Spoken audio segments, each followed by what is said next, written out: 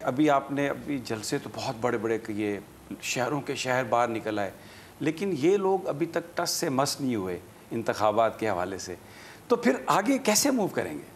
دیکھیں سمیم، ان کے پاس کوئی راستہ ہی نہیں ہے۔ میں آپ کو بتاؤں، میں 20 سال اپنی زندگی کرکٹ کھیلا۔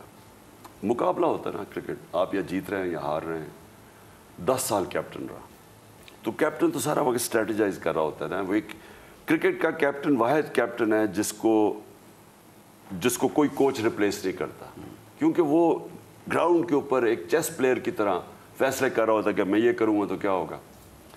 تو میرا جو تجربہ تھا نا، میں آخر میں اتنی گیم سمجھ گیا تھا کہ میچ کا ایک پوائنٹ آ جاتا تھا جب میں سمجھتا تھا کہ اب یہ اگلا جو بھی کرے گا ہار جائے گا، اب یہ جیت نہیں سکتا۔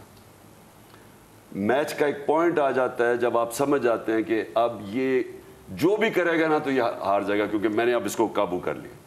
یہ سچویشن آ گئی ہے پی ڈی ایم کی۔ یہ ادھر پہنچ گئے ہیں کہ یہ اب جو بھی کریں گے یہ ہاریں گے۔ یہ اندر زیادہ دیر کھینچتے ہیں لوگ، ان کو یہ گھروں سے باہر نہیں نکل سکیں گے۔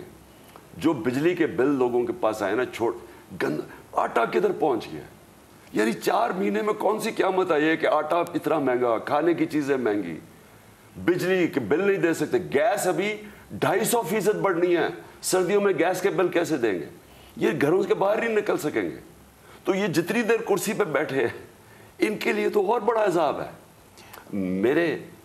مجھے تو کوئی نقصان نہیں ہے، لیکن ملک کو نقصان ہے۔ میں یہ کہتا ہوں کہ الیکشن کرواؤ، مجھے ذاتیت کے نہیں کہہ رہا، ملک کو اگر اس دلدل سے نکالنا ہے، سوائے الیکشن نہیں، صاف اور شفاف الیکشن، جو یہ الیکشن کمیشن ایک بدنیت آدمی کبھی نہیں کروا سکتا۔ صاف اور شفاف الیکشن ایک طریقہ ہے کہ ملک اس دلدل سے نکلے۔ بول کسی کے بھی دباؤ میں آ کر اپنے فیملی ممبرز کو علیحدہ نہیں کرے گا۔ بول ہمیشہ عوام کی آواز بنتا رہے گا اور عوام کے مسائل دکھاتا رہے گا۔ بول کی عوام سے خصوصی دعاؤں اور ساتھ دینے کی اپیل۔ سب سے زیادہ ویوز، سب سے زیادہ ریلز اور سب سے زیادہ ریٹنگ کے ساتھ بول اب بھی نمبر 1 پوزیشن پر برقرار۔ سبسکرائب کریں اور بیل دبائیں تاکہ کوئی خبر رہ نہ جائے۔